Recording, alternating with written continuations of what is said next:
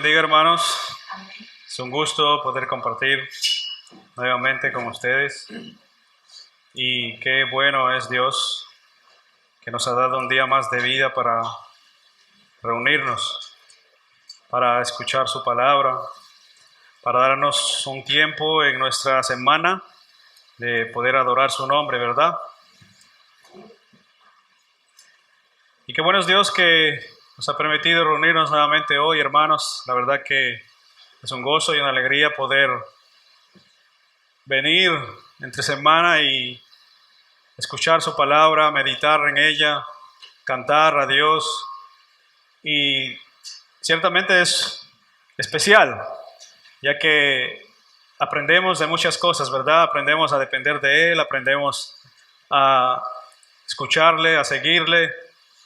Y qué bueno que podamos como iglesia reunirnos a adorarle. Y es lo que Dios nos manda en su palabra. Cada domingo, el primer día de la semana, nos reunimos como iglesia a recordar la muerte y resurrección de nuestro bendito y amado Salvador. Así que lo que hacemos hoy es recordar su muerte y su resurrección.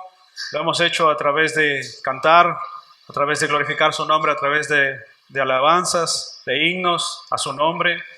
Lo hemos hecho a través de la Santa Cena, recordando así su muerte y su sacrificio, el derramamiento de su sangre. Esto es lo que nosotros como hijos de Dios debemos hacer, y Él así lo mandó y dijo que nos reuniéramos, ¿verdad? A recordar, que no olvidáramos lo que Él hizo en la cruz del Calvario. Y qué importante es esto, hermanos. Qué importante es no olvidar, ¿verdad? Es importantísimo no olvidar su sacrificio, lo que Él hizo por nosotros. Amén. Y esto se vuelve tan especial porque de hecho hoy día tenemos un texto a compartir, que es el texto que sigue a continuación de estudiar en el Evangelio de Mateo, en el capítulo 20, y habla justamente de un tema tan profundo, tan impresionante, que a nuestra mente humana, hermanos, es bastante limitado para nosotros entender. Lo que estas palabras expresan en la boca de nuestro Señor Jesucristo desde el capítulo 20, en el versículo 17, a nuestra mente es muy difícil de comprenderlo a profundidad. Las palabras de nuestro Señor son verdaderamente profundas, verdaderamente impresionantes. Y meditar en esto, hermanos, ciertamente no es cosa fácil. No es fácil. No sé si alguna vez, en alguna ocasión, usted ha estado reunido con algún amigo o un grupo de amigos, o sin un grupo reunido, ¿no? Y conversando.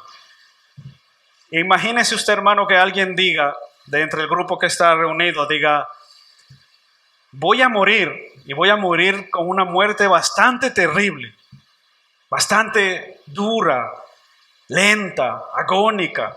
Me van a golpear, me van a hacer pedazos. En un grupo reunido de amigos que se llevan conociendo ya un par de años, ¿cómo tomaría usted esas palabras? Ciertamente sería algo extraño, ¿verdad? Escuchar a una persona decir en un grupo conversando, decirnos: voy a morir de una forma terrible, seré entregado, incluso por ustedes seré abandonado, y ustedes que son mis amigos. Y nosotros verdaderamente, ¿cómo tomaríamos esas palabras? Que alguien nos dijera eso. Pues es lo que hace aquí el Señor Jesús en este pasaje. Y permítanme resumirles brevemente lo que veremos a continuación en este texto. Y en esta ocasión, en el capítulo 20, versículo 17, si lo leemos antes y así después lo resumo, dice el versículo 17: subiendo Jesús a Jerusalén, tomó a sus 12 discípulos aparte en el camino y les dijo: he aquí subimos a Jerusalén, y el Hijo del Hombre será entregado a los principales sacerdotes y a los escribas, y le condenarán a muerte, y le entregarán a los gentiles para que le escarnezcan, le azoten y le crucifiquen, mas al tercer día resucitará. Oremos, hermanos.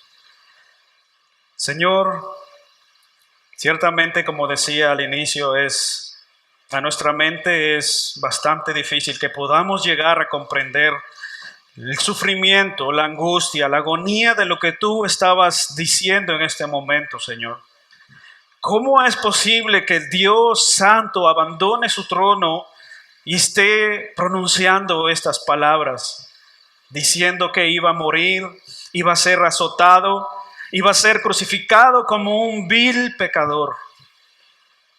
Oh Señor, ayúdanos esta tarde a comprender el valor de tu sacrificio, a comprender el valor de tu venida, a comprender cuán importante y cuán trascendental es esto para nuestras almas y el destino de nuestras almas, Señor. Oh Señor, si tu Hijo abandonó su trono para venir aquí y morir por nosotros, por nuestros pecados, ciertamente esto es muy importante de reflexionar y de entender, Señor. Por eso te pedimos que nos ayudes a estar atentos, nos ayudes y hables a nuestros corazones y podamos nosotros abrir nuestros ojos, abrir nuestros oídos y puedas tú llamarnos al arrepentimiento, llamarnos a la fe y poder creer en tu palabra, en lo que tú dices, en lo que tú has hecho, Señor. Te lo pedimos, te lo rogamos en el nombre de Jesús. Amén. Así que, hermanos, como les decía, permítanme brevemente resumir lo que veremos a continuación en este texto. Y en esta ocasión, pues Jesús anuncia por tercera vez su muerte. Y esto nos deja ver, hermanos, lo presente que Jesús tenía este asunto en su vida. Él tenía muy presente este asunto en su vida, pero también lo que vemos aquí es su determinación y su decisión de cumplir y llevar a cabo lo que Dios el Padre le había encomendado y lo que Él por voluntad propia había decidido hacer. Jesús tenía una determinación y una responsabilidad y un sentido grande de responsabilidad y lo llevó a cabo. Y en este texto también encontramos más detalles que en otros pasajes anteriores sobre su muerte, sobre su sacrificio y sobre su resurrección. Si alguien me ayuda con el sonido, está un poco extraño. Vemos también, hermanos, que Jesús está preparando el corazón de sus discípulos justamente para que ellos pudieran entender su muerte, porque obviamente poco después Él iba a abandonarlos. Él iba no a abandonarlos en el sentido de que Él se despojaba de ellos, sino que Él iba a morir. Igualmente el Señor sabía que después de la noche sombría de la crucifixión, Él sabía que el día después o 2 días después, Dios el Padre lo iba a levantar de entre los muertos. Él tenía perfectamente este conocimiento y Él estaba convencido de que así sería. Que sería levantado de entre los muertos a una gloria eterna. Así que veamos en primer lugar, hermanos, la determinación de Jesús en cumplir su propósito. La determinación de Jesús en cumplir su propósito, dice el versículo 17, subiendo Jesús a Jerusalén, tomó a sus discípulos aparte en el camino y les dijo, he aquí, subimos a Jerusalén, y el Hijo del Hombre será entregado a los principales sacerdotes y a los escribas y le condenarán a muerte. Hermanos, no cabe duda de que es muy extraño encontrar personas con este enfoque, esta visión. Es muy difícil encontrar personas con un sentido de responsabilidad. Y hoy no es la excepción, ¿verdad? ¿Se han dado cuenta? La iglesia, hay menos gente hoy día. Normalmente es el día del Señor. Todos deberíamos tener presente este asunto. Muy importante. Hay razones por las cuales a veces no podemos asistir muy comprensibles. Pero hay otras razones por las que obviamente no es posible. No es una justificación. Así que Jesús tenía un sentido de la responsabilidad completamente diferente al de nosotros. Y como el que tenía Cristo aquí, nosotros podemos ver ese sentido de responsabilidad que él tenía. Y oigan esto, hermanos. Ese sentido de responsabilidad, sobre todo cuando lo que te espera allá donde vas es una muerte agónica, dolorosa y una muerte segura. ¿Quién tiene pues entonces un sentido de responsabilidad, aún sabiendo que lo que le espera no es fácil? Y es lo que hace Jesús, hermanos, al decirles aquí en este texto: subimos a Jerusalén y es necesario que yo llegue hasta ahí para ser entregado. Y le condenarán a muerte y le entregarán a los gentiles para que le escarnezcan, le azoten y le crucifiquen. Le escarnezcan, esta palabra quiere decir burlarse de una persona de manera cruel con la finalidad de humillarlo o despreciarla. Y Jesús sabía que a donde él se dirigía, él iba a ser humillado, él iba a ser despreciado, él iba a ser muerto. Ahora, hermanos, ¿quién de nosotros, aún sabiendo que vamos a padecer grandemente, con sufrimiento, de manera lenta, una muerte terrible, quién de nosotros se dirige hacia ese punto? ¿Quién de nosotros se dirige hacia ese lugar? ¿Quién de nosotros se dirige hacia la tormenta?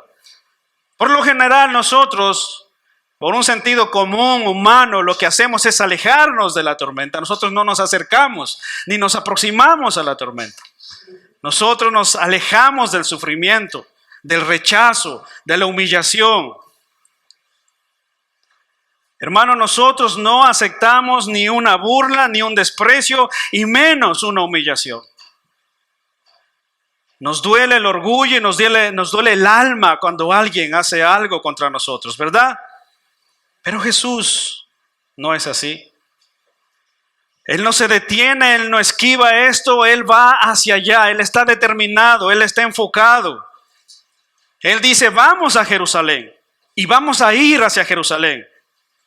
Y ese no es el problema, porque todos podrían decir: bueno, Jerusalén, obviamente, vamos allá, es muy bonito, una ciudad grande. Ahí está la cuna de los fariseos, ahí está lo central de la religión judía, ahí están los grandes sacerdotes, el sumo sacerdote está ahí. Vamos hacia allá. Entonces era un paseo, podría ser o resultar agradable, bueno, ¿verdad? Pero el problema surge cuando Jesús les dice: vamos hacia allá, pero vamos porque yo voy a ser entregado y voy a morir y voy a ser entregado entre manos de pecadores. Jesús no se detiene, Él no esquiva esto, Él va hacia allá, y cuando alguien, hermano, se le oponía o lo estorbaba, Él lo reprendía y lo apartaba, porque estaba determinado a ir hacia allá. Él estaba determinado a llegar a su meta, a su objetivo. No sé si ustedes recuerdan cuando Jesús les preguntó a sus discípulos y les dijo: ¿quién dice la gente que yo soy? ¿Han escuchado por ahí qué dice la gente? ¿Quién soy yo?, decía Jesús, preguntándole a sus discípulos. Y los discípulos respondían: bueno, unos dicen que eres Juan el Bautista, otros dicen que eres Elías, ¿verdad? El Señor respondía y decía, la gente respondía, los discípulos le decían: algunos dicen que eres Juan el Bautista, otros dicen que eres Elías. Así que bien, y el Señor les preguntaba: ¿y ustedes quién dicen que yo soy? Y Pedro, ¿recuerdan la declaración de Pedro? Le dijo: tú eres el Cristo, el Hijo del Dios viviente. Y Jesús le responde: bienaventurado eres, Pedro, porque esto no te lo reveló ni carne ni sangre, sino mi Padre que está en los cielos. Y Jesús, hermanos, después de eso comenzó a informarles que iba a morir y que iba a padecer y ser entregado. Cuando ellos hacen esta declaración, y Pedro hace esta declaración diciéndole: tú eres el Cristo, tú eres el Hijo de Dios, el Hijo del Dios viviente. Cuando Pedro hace esta declaración y Jesús le dice: bienaventurado eres, Pedro, porque has entendido algo. Y Jesús les comienza a decir después de esto: voy a ir a padecer, voy a ir a sufrir, voy a ser muerto. Y Pedro sale ahí mismo y le dice: no, Señor, ¿cómo vas a ir allá? No seas tan radical, hombre. No seas tan extremista. ¿Cómo vas a hacer eso? Por favor, que no te acontezca eso, Señor. Y el Señor le dijo, en Mateo 16:23, le dice: pero él, volviéndose, dijo a Pedro: quítate delante de mí, Satanás. Me eres de tropiezo, porque no pones la mirada en las cosas de Dios, sino en la de los hombres. Así de determinado era el Señor. Entonces, cuando Él estaba determinado a ir a su muerte, determinado a cumplir la obra que había sido encomendada por Dios el Padre, y Pedro le salía a decirle: no, Señor, ¿cómo vas a ir allá a morir? Quédate en medio nuestro. Jesús responde diciendo: quítate delante de mí, no te opongas, no me seas de obstrucción, necesito ir hacia allá. Pero el hombre natural, hermano, no percibe el sufrimiento, la humillación y la injusticia como un trato de parte de Dios para su vida. Le es inconcebible. De hecho, hermanos, catalogamos y decimos ciertamente esos momentos de humillación, de injusticia o de tormenta, los catalogamos como momentos malos. Estoy pasando un mal momento. Es un mal momento, humanamente hablando, es un mal momento y así lo catalogamos. Cristo hace todo lo contrario. Él va hacia allá, Él se dirige hacia allá, Él está determinado porque entiende que esto es necesario y ese es su deber. Y Él tiene un sentido de responsabilidad completamente diferente al de nosotros. Cuando nosotros rechazamos la humillación, el desprecio, ¿verdad? El sufrimiento, cuando nosotros rechazamos todo eso, en cambio Cristo va hacia allá. Nosotros rechazamos todo eso, pero Él no, Él va hacia allá. Él estaba determinado a ir a ese lugar donde sería humillado o entregado a muerte. Por otra parte, hermanos, abro un paréntesis aquí para añadir un detalle a esto. No sé si ustedes sabían de que todas las religiones que existen en el mundo, solo 3 religiones de todas las que existen giran en torno a una persona. Y son el Islam, el budismo y el cristianismo. Estas 3 religiones giran en torno a una persona. Por ejemplo, el personaje del Islam es Mahoma, en el budismo es Buda y en el cristianismo es la persona del Señor Jesucristo. Y de esos 3, solamente, hermanos, solamente Jesús fue el único que estando en vida dijo que moriría y resucitaría, estando aún vivo. De esos 3. En los escritos del Corán, que es las escrituras maometanas, y en las escrituras Pali, que son las escrituras budistas, no hay un solo registro de que alguna vez Buda o Mahoma hubieran hablado o se hubieran referido de su muerte. Y si no hablaron de su muerte estando vivo, mucho menos iban a hablar de su resurrección. Y en estos escritos, hermanos, la Biblia es el único libro que afirma y que recoge las palabras de Jesús hablando en vida de que iba a morir. Él estaba profetizando su muerte, Él estaba hablando de su muerte, todavía no había ocurrido y en nuestro texto así lo vemos. Iremos a Jerusalén y allá seré entregado a muerte y moriré. Y en las escrituras, hermanos, Jesucristo afirma esto. Pero en las escrituras, por ejemplo, maometanas, el Corán o las escrituras Pali del budismo, no hay ni una sola afirmación de que estos personajes se hayan referido a su muerte y obviamente a su resurrección. No existe tal cosa. E incluso, hermanos, en el Antiguo Testamento se afirma su muerte y su resurrección.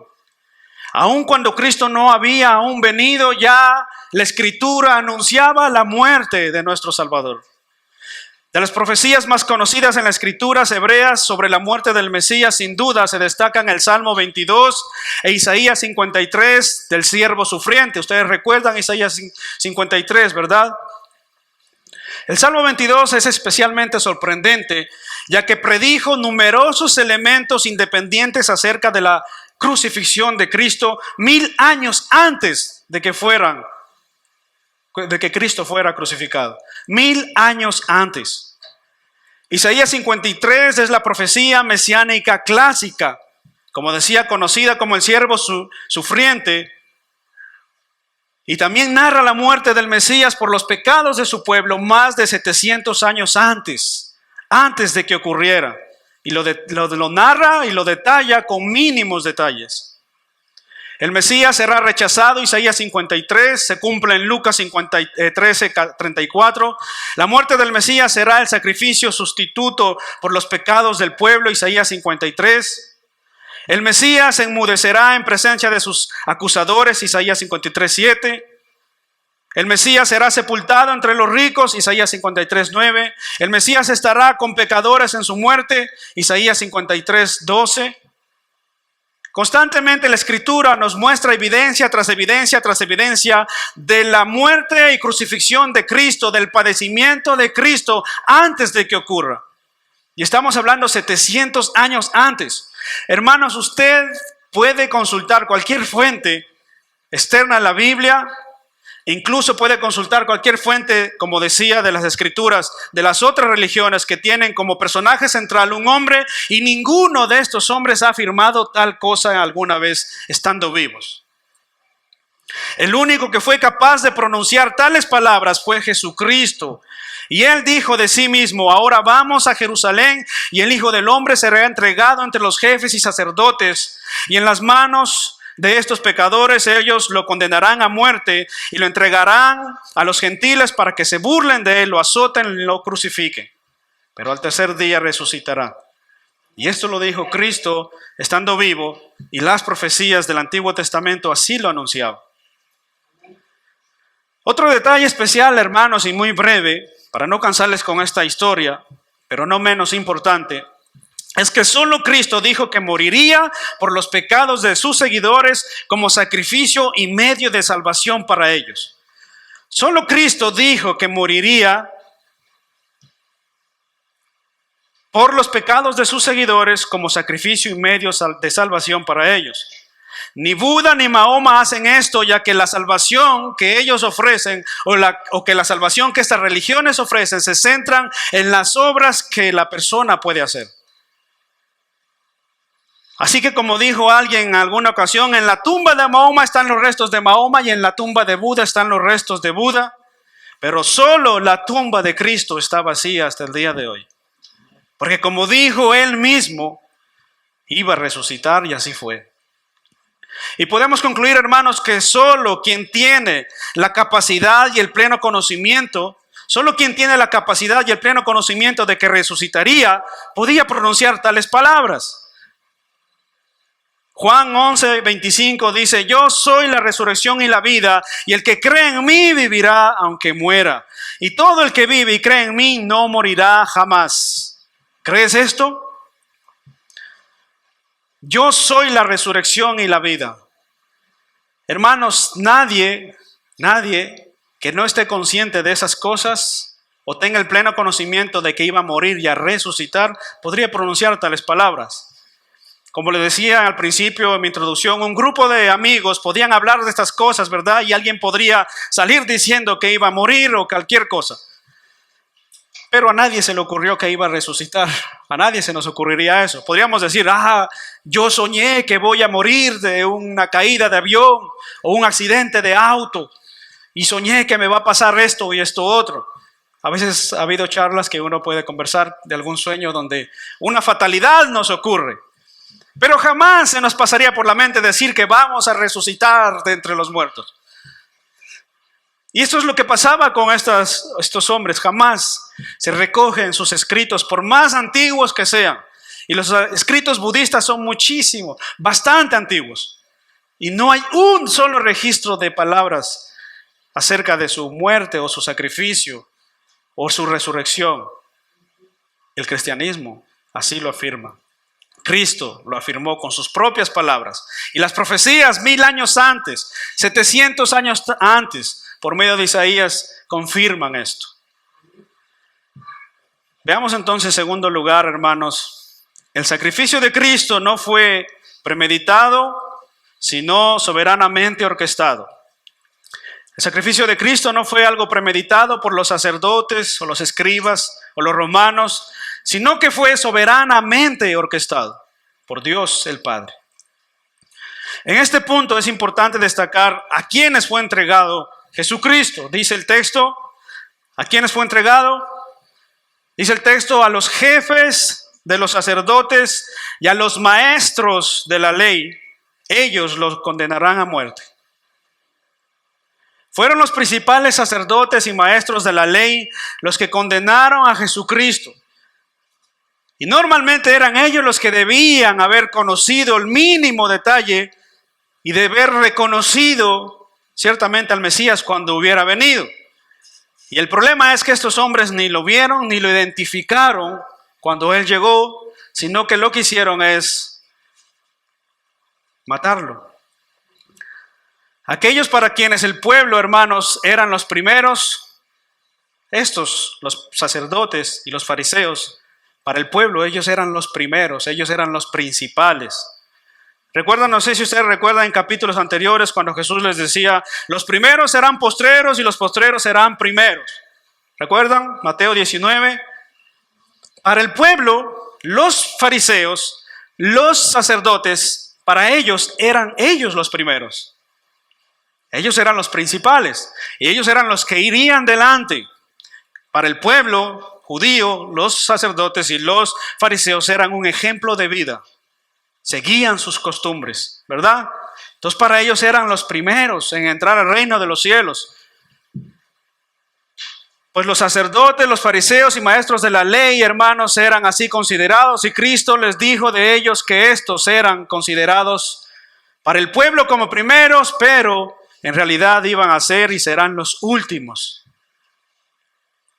Por otra parte, hermanos, aunque en nuestro texto Cristo afirma que serían los sacerdotes y fariseos los que llevarían a cabo su muerte y su sacrificio, cuando estudiamos todo el contexto bíblico nos damos cuenta, hermanos, que fue la soberana mano de Dios y la entrega voluntaria de Cristo quien hizo posible su muerte y la salvación de los hombres.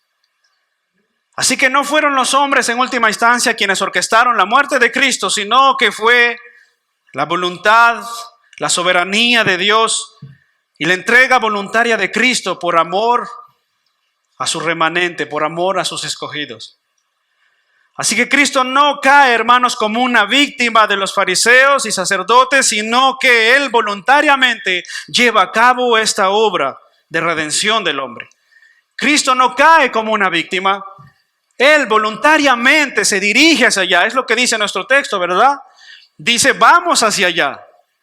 Él no dice, me llevan a rastras o me están apresando contra mi voluntad. Él no hace eso, Él afirma que va hacia allá. Y esto es, hermanos, soberanamente orquestado por Dios. Gálatas 1:3 dice, gracia a vosotros y paz de parte de Dios nuestro Padre y del Señor Jesucristo, que se dio a sí mismo por nuestros pecados para librarnos de este presente siglo malo, conforme a la voluntad de nuestro Dios y Padre. ¿Quién se dio por nuestros pecados? Jesucristo se dio por nuestros pecados. ¿Y conforme a la voluntad de quién fue? ¿Conforme a la voluntad de los escribas y fariseos? No, ¿verdad? Dice el texto, conforme a la voluntad de nuestro Dios y Padre. ¿De cuál fue la voluntad de que Cristo muriera en la cruz del Calvario y redimiera así a los pecadores? Fue la soberana voluntad de Dios el Padre. Hechos 2:22 dice, varones israelitas, oíd estas palabras, Jesús Nazareno, varón aprobado por Dios entre vosotros con las maravillas, prodigios y señales que Dios hizo entre vosotros por medio de él, como vosotros mismos sabéis, a este entregado por el determinado consejo y anticipado conocimiento de Dios prendisteis. Cristo fue entregado por el determinado consejo de Dios y anticipado conocimiento de Dios. Entonces, hermanos, no fue una víctima de los fariseos, de los escribas, de los sacerdotes, sino que, como dice Hechos 2:22, este fue entregado por el determinado consejo y anticipado conocimiento de Dios. Entregado por el determinado consejo y anticipado conocimiento de Dios. Así que, en última instancia, no fue la perversa mano de los sacerdotes y fariseos, sino la poderosa mano de Dios llevando a cabo el plan perfecto de redención. Podemos ver detrás la mano que empuja el plan de redención, que lleva a cabo el plan de redención. Desde el Antiguo Testamento, el siervo sufriente se dirige hacia su caminar, hacia su camino en la cruz y muerte. Dios lo determinó así. Todo esto fue un acuerdo con la voluntad de Dios y el plan que tiene para que la humanidad sea perdonada y enteramente restaurada. Bueno, hermanos, entonces hemos visto hasta ahí que no fue el perverso corazón de los escribas y sacerdotes, sino el determinado consejo de Dios. Y nuestro texto así lo afirma, Cristo es claro, y Él es quien va y Él es quien se dirige. Dice el versículo 18, he aquí subimos a Jerusalén. Él se determinó ir hacia su muerte, ¿verdad? Veamos entonces, hermanos, en tercer lugar, ¿por qué Cristo fue crucificado y cuál fue la causa? El tercer punto, hermanos, es más bien una pregunta, una interrogante. ¿Por qué Cristo fue crucificado y cuál fue la causa? Dice el versículo 17, subiendo Jesús a Jerusalén, tomó a sus 12 discípulos aparte en el camino y les dijo, le entregarán a los gentiles para que le escarnezcan, le azoten y le crucifiquen, mas el tercer día resucitará. Y yo creo, hermanos, que después de escuchar tantas veces este texto, usted se lo va a memorizar. Deberíamos memorizar este pasaje, ¿verdad? Hermanos, como cristiano, tal vez ya sepas y estés pensando cuál fue la causa. Si yo pregunto, ¿cuál fue la causa por la que Cristo vino a morir por nuestros pecados? Ya rápidamente comenzamos en nuestro disco duro, pasajes de la Biblia. Vienen a mí, vengan a mí, información. ¿Por qué Cristo fue entregado? ¿Por qué Cristo? ¿Cuál fue la causa de su crucifixión? Y aunque ya hayamos, hermanos, escuchado miles de veces este asunto sobre la venida de Cristo, sobre su muerte, sobre su sacrificio, quiero recordarles, hermanos, que como creyentes nosotros también tenemos necesidad de escuchar constantemente el sacrificio de Cristo, la causa de su venida, la causa de su muerte, la causa de su entrega, ¿verdad?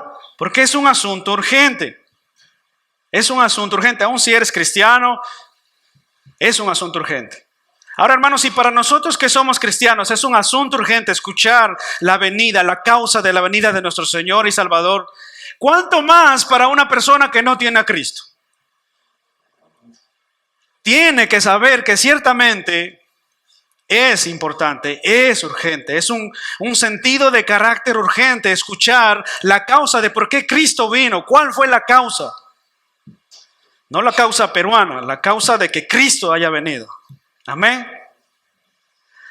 Así que si hoy estás aquí y aún no te has arrepentido de tus pecados y continúas viviendo bajo tus pensamientos y deseos y no conforme a la palabra de Dios, el destino eterno de tu alma ciertamente es un destino incierto.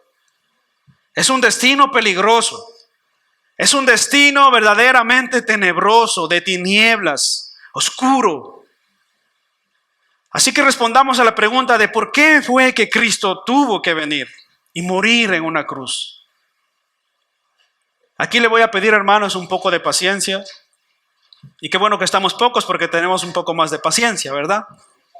Podemos escuchar más claramente. Pero para explicar esto, hermanos, yo sé que muchas veces lo han escuchado, pero para explicar esto hay que ir al principio. ¿Y dónde inicia todo esto? Dice la Biblia que Dios creó la tierra y al hombre perfecto, ¿verdad? Génesis 1, Dios creó al hombre y lo hizo perfecto. Sin embargo, cuando Adán y Eva desobedecieron los mandamientos de Dios, tuvo que castigarlos, ¿verdad? Esto lo conocemos nosotros.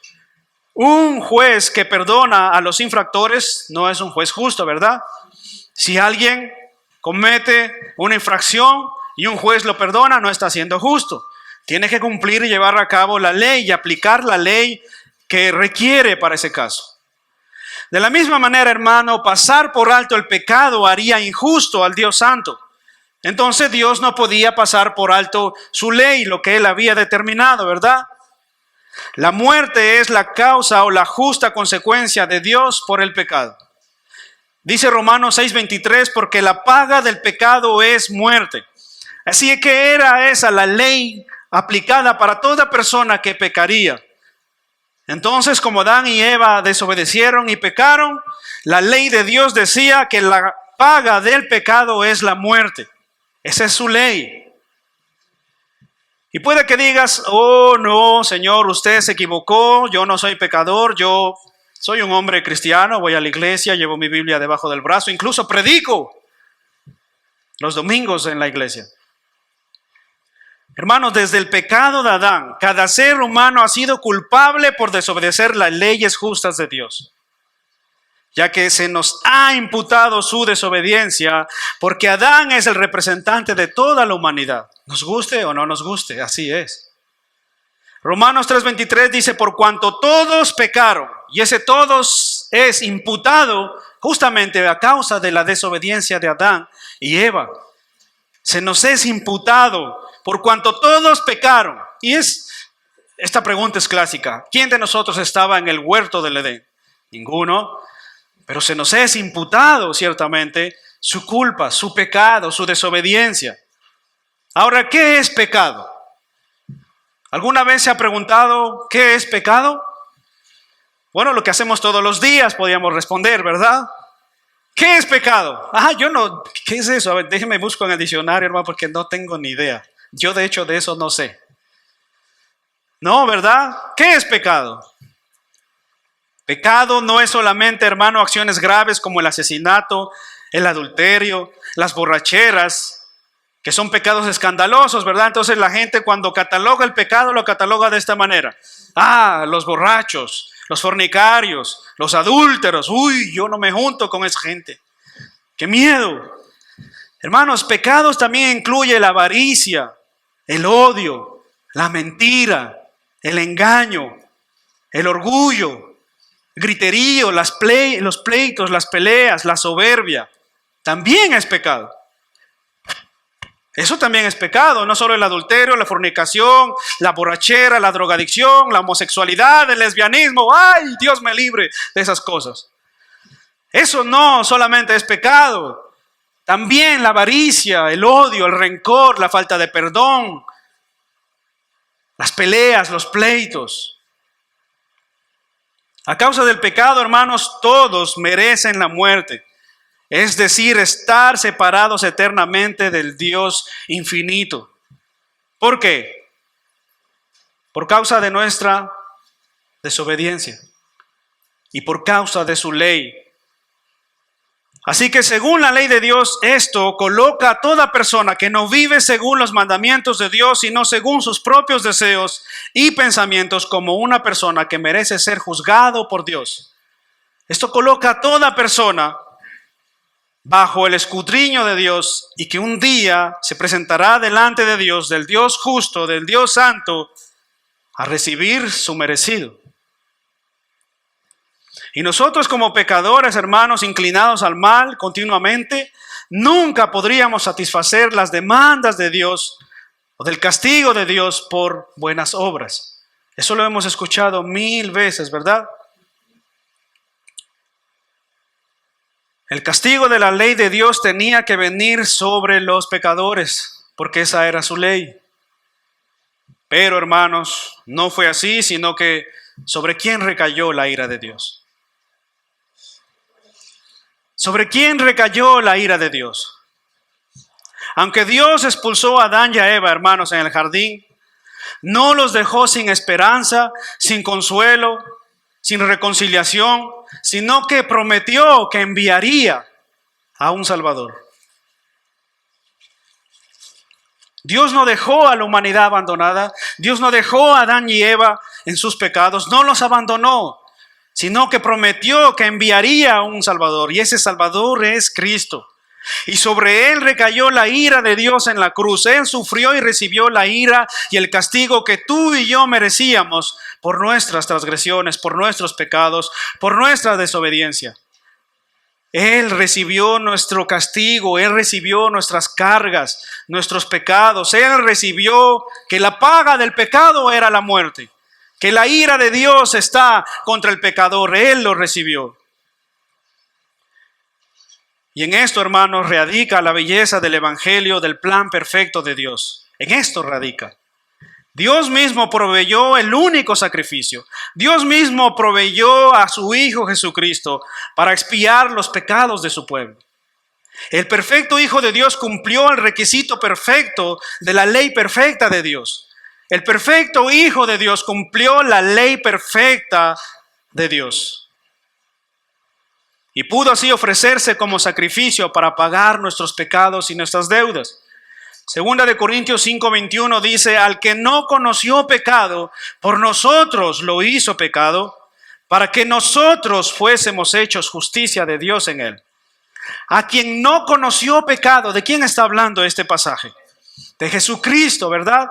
Y dice el texto que Él no conoció pecado, pero por nosotros lo hizo pecado. ¿Quién lo hizo pecado?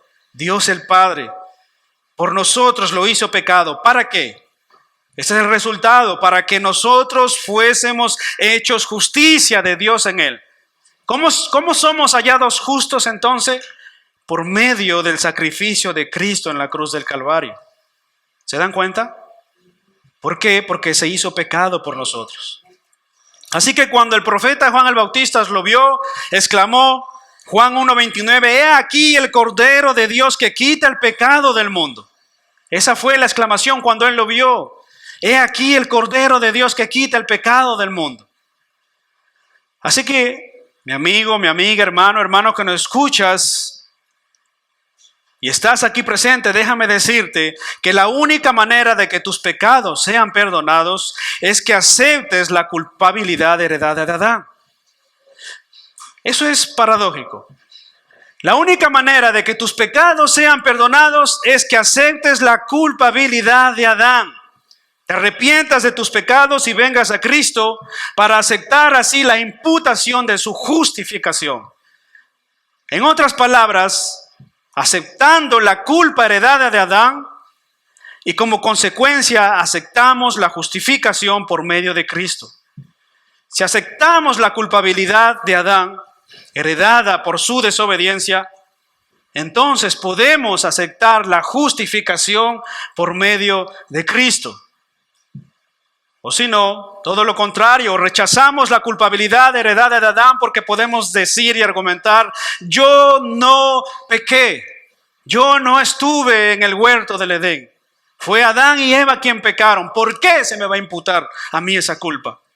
Bien, si tú rechazas la culpabilidad heredada de Adán, en consecuencia rechazas la justificación en Cristo. O aceptas la culpabilidad de Adán, la imputación de su maldad, de su desobediencia, de su pecado. Y si no la aceptas, entonces estás rechazando a sí mismo la imputación de la justificación por medio de Cristo. ¿Se dan cuenta? O aceptamos la caída de Adán, o rechazamos la justificación de Cristo. Así que la Biblia no nos deja otro camino. O aceptamos la culpabilidad de Adán, aceptamos, nos arrepentimos de nuestros pecados y aceptamos así la justificación por medio de Cristo. Así que, ¿qué implicaciones tiene esto, hermanos, en general para nuestras vidas? ¿Cómo aplica esto para nosotros como iglesia? Recuerden, hermanos, que Mateo escribe a judíos, ¿verdad? Esta carta no fue escrita para nosotros. No somos judíos, de hecho. Entonces, esta carta fue escrita para judíos y Mateo les está diciendo a judíos que el Mesías murió y resucitó. Ahora, ¿qué entendieron esa gente que escuchaban o leían por primera vez estas palabras? ¿Cómo impactó su vida? ¿Qué es lo que pasó el día después que ellos escucharon estas palabras? Que el Hijo de Dios, o el Hijo del Hombre, como dice este texto, viniera desde la eternidad, preparado, ungido por Dios, santo, sin mancha, sin pecado, para ofrecerse como sacrificio perfecto por nuestros pecados. ¿Qué implicaciones tiene esto a esas personas? ¿Cómo ellos entendieron esto? ¿Cómo hizo un efecto en sus vidas? ¿Cómo golpeó eso a estas vidas de estas personas? Cristo, hermanos, tuvo ciertamente obstáculos, gran aflicción, gran angustia, cosas tan difíciles que enfrentar. Pero Él no dejó de cumplir, Él no dejó de llevar a cabo el objetivo por el cual vino. Él tuvo rechazo, Él tuvo aflicción, Él tuvo humillación. Pero ¿qué hizo Cristo? Él no se detuvo, Él estuvo determinado a seguir. Y cuando alguien salía a decirle, no vayas a morir en una cruz, ¿cómo vas a ser tan extremista, hombre? ¿Qué hizo Cristo? Apártate de mí, Satanás, porque tu mirada no está en las cosas del cielo, sino en las cosas de los hombres. Él cumplió su propósito.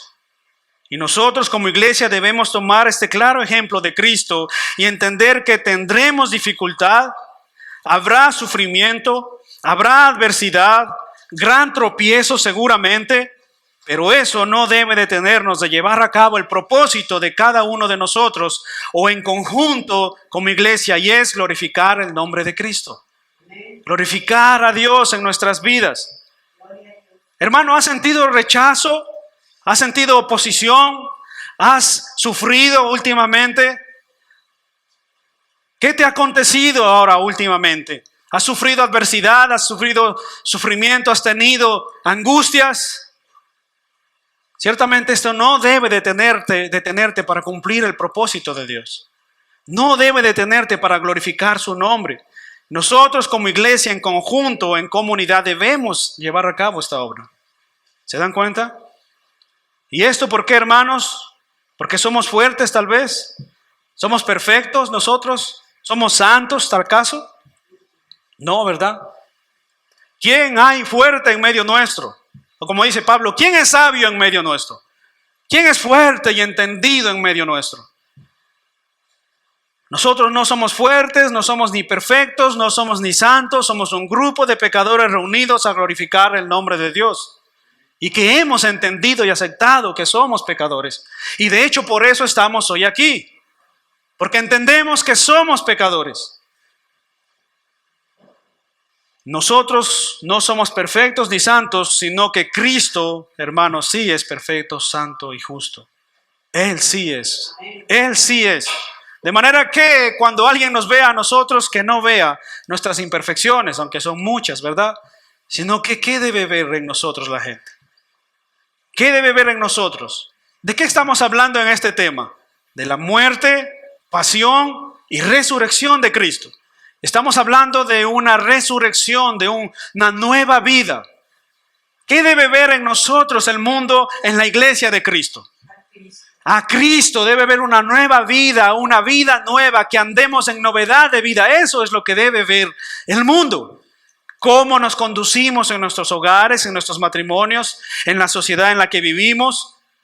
Así que a la luz de esta gran verdad, hermanos, ¿cómo aplica esto a nuestras vidas? ¿Cómo afecta esta verdad de la resurrección de Cristo a nuestras vidas? Porque el objetivo no es que vengamos aquí y tengamos una información acerca de que Cristo murió por nuestros pecados. Ese no es el objetivo. El objetivo es cómo aplica, cómo golpea esto a mi vida y cómo yo lo pongo por obra en el mundo.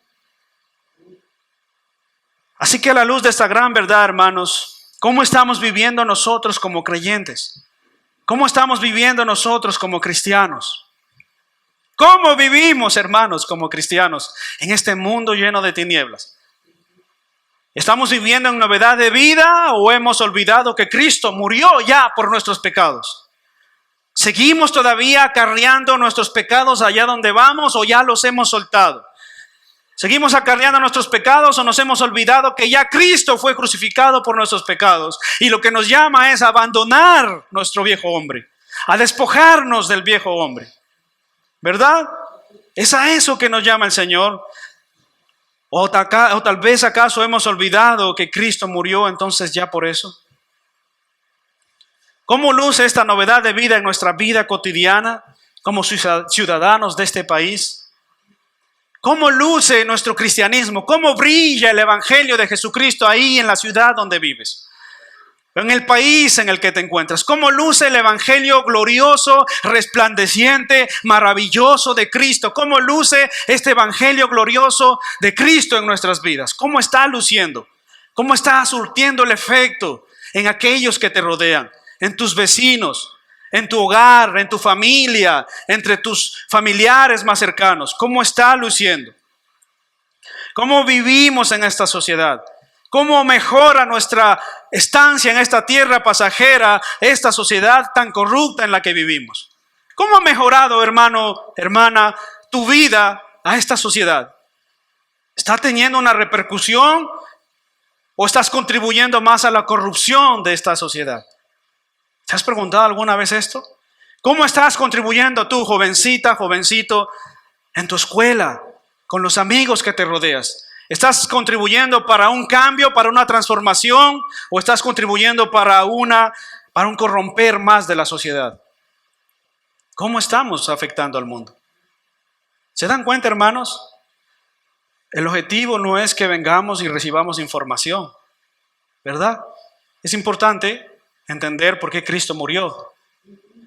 Y es importante también cómo aplica este conocimiento, esta verdad a mi vida. Cómo golpea al mundo. Yo he escuchado testimonios, hermanos, de gente, yo recibí una profecía o yo he visto visiones de cosas. Y en una ocasión hablaba con una persona que constantemente tenía visiones y revelaciones extraordinarias que decía, wow. Y un día se me ocurrió preguntarle, bueno, ¿y cómo afecta esa revelación a tu vida personal? ¿Cómo afecta eso que tú conoces o que tú has visto o esa revelación? ¿Cómo afecta? Entonces, ¿cómo afecta este pasaje a nuestra vida, a nuestro corazón? De que Cristo Jesús se determinó a morir por nuestros pecados y no se detuvo sabiendo que allá donde se dirigía iba a padecer, iba a sufrir, a ser humillado. ¿Cómo afecta esto a nuestras vidas? Digo, hermanos, si nosotros hemos olvidado esto, Segunda de Pedro nos puede recordar algo y dice Segunda de Pedro capítulo 1 versículo 5. Escuchen, vosotros también, a los que ya tienen fe, poniendo toda diligencia por esto mismo, añadid a vuestra fe virtud, a la virtud conocimiento, al conocimiento dominio propio, al dominio propio paciencia, a la paciencia piedad, y a la piedad afecto fraternal, y al afecto fraternal amor. Porque, versículo 8, si estas cosas están en vosotros y abundan, no os dejarán estar ociosos ni sin fruto. Hermanos, ¿cómo al final del día nos damos cuenta de que hemos comprendido el Evangelio? ¿Cómo? Versículo 8. Porque si estas cosas están en vosotros y abundan, ¿qué cosas? Lo que viene a decir anterior. ¿Tienes fe? Hermanos, ¿tienen fe? ¿Tienen fe? Amén. Tienen fe. Tenemos fe, ¿ok? La Biblia dice, si tienes fe, añádele a tu fe. Porque tal vez no tienes estas cosas. Añádele a tu fe. ¿Qué cosas debemos añadir a nuestra fe? Virtud, conocimiento, dominio propio, amor fraternal, paciencia, piedad, amor. Porque si estas cosas abundan en ustedes, no les dejarán estar ociosos ni sin fruto. Pregunto, ¿cuál es el fruto de tu vida? ¿Estás ocioso? ¿Estás durmiendo? ¿Estás atrás? ¿Qué estás haciendo para contribuir en la iglesia? ¿Qué estás haciendo para contribuir al Evangelio? ¿Se dan cuenta? ¿Qué estamos haciendo? Estas cosas no te dejarán estar ocioso ni sin fruto en cuanto al conocimiento de nuestro Señor Jesucristo. Pero, ¿qué es lo contrario? Versículo 9, pero el que no tiene estas cosas tiene la vista muy corta. Es ciego habiendo olvidado la purificación de sus antiguos pecados. ¿Escucharon eso? Esta es una declaración impresionante.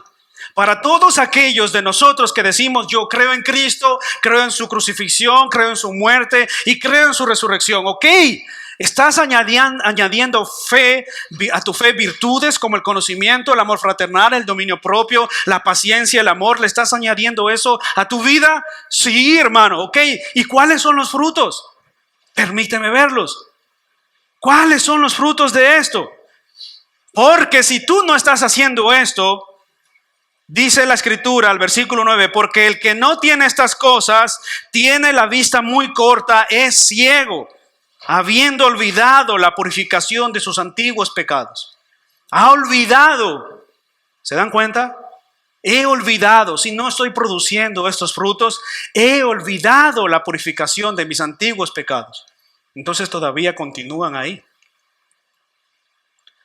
El que nosotros no andemos como es digno de los hijos de Dios implica claramente implica que hemos olvidado, de lo que hemos sido limpiados de estos pecados que antes nos tenían esclavizados. Olvidamos de que hemos sido limpiados. Que Dios nos ayude entonces, hermanos, a recordar siempre el sacrificio y la muerte de nuestro Señor Jesucristo.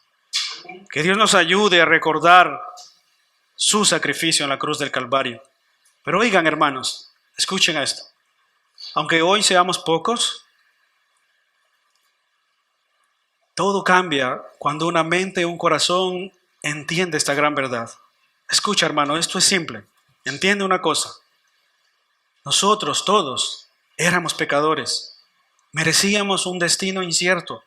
Estábamos destinados a una eternidad sin Dios, lejos de Él, en el infierno. Esa era nuestra paga. Pero Dios, qué rico en misericordia, amplio en misericordia, no nos abandonó ahí, sino ¿qué hizo Él? Orquestó un plan perfecto, divino, enviando a su Hijo Jesucristo. El Dios Santo abandonó su trono para morir por tus pecados. Hermano, entiende esta profunda verdad y ciertamente causa efecto en tu vida y causa efecto en tu corazón. Y ojalá podamos entender, es simple el Evangelio, no hay por qué complicarlo, ¿verdad? Que comprendamos esto, hermanos, y sea profundo en nuestros corazones. Amén. ¿Qué les parece si oramos?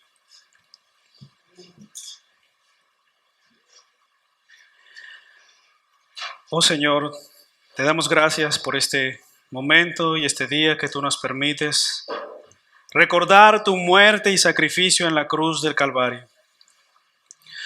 Oh Señor, ayúdanos a no olvidar, y qué bueno eres tú, Señor, porque instauraste la Santa Cena.